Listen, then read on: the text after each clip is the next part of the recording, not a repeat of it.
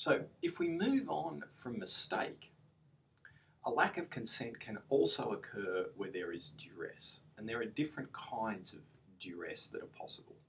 Duress occurs where one of the party compels another party to enter into a contract, and that compelling must involve the threat, actual, expressly or impliedly, of harm to the individual.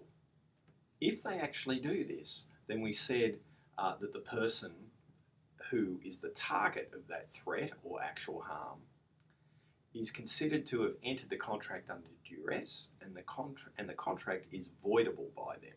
That means they can walk away from it if they want.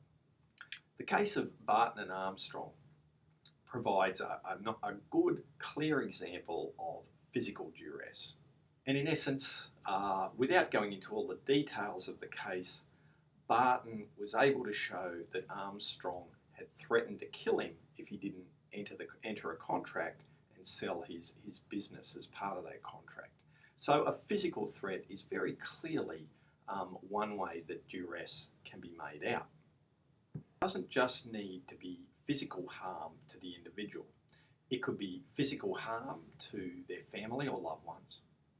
It could be physical harm to their property, or it could be harm to the other party's economic welfare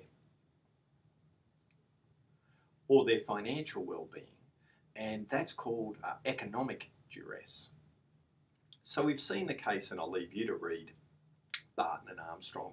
Look, the facts look quite complicated, but there were some dealings between the two men, and as a result of that, one threatened the other that they would kill them if they didn't enter into this contract, and it was a very real threat, which was proven in the court. Clearly, the threat of harm there was actual and physical to the person. There's duress. Perhaps a more interesting example is the one that we have here. North Ocean Shipping Company and Hyundai Construction. So North Ocean Shipping enter into a contract with Hyundai, who are going to build a tanker for them. The price of the tanker is fixed, and it's set in US dollars, and they agree that there will be 5 equal installments. After that first installment is paid, the US dollar devalues by 10%. So Hyundai is way out of pocket because of a currency shift. So Hyundai then go back and say, look, we want a 10% increase for the final 4 installments. Now, as we know, we have a contract in place here, and the consideration is always passed, so there's no legal basis for this request. North Ocean Shipping refused to pay. They pay these second and third installments in the original amounts. A bit later, Hyundai give back those payments and say, no, we want the increase that we talked about. And they actually said, look, we're not going to keep building your tanker unless you pay us this extra 10%. Now, North Ocean Shipping actually had another contract with Shell, and they were going to make a lot of money out of renting the tanker or leasing the tanker to Shell, but that meant that they had to get it finished on time.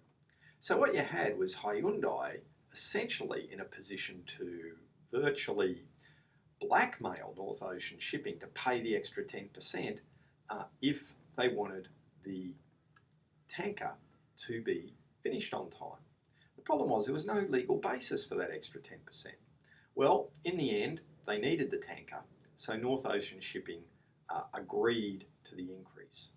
But in the later court case, the court held that that was actually economic duress. Okay, they were basically forcing North Ocean Shipping to pay it, otherwise they would lose the profitable contract with Shell.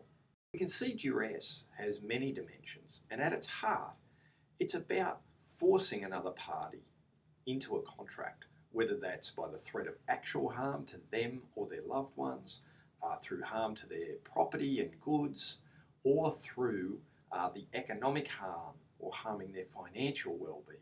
That can also be the basis for duress.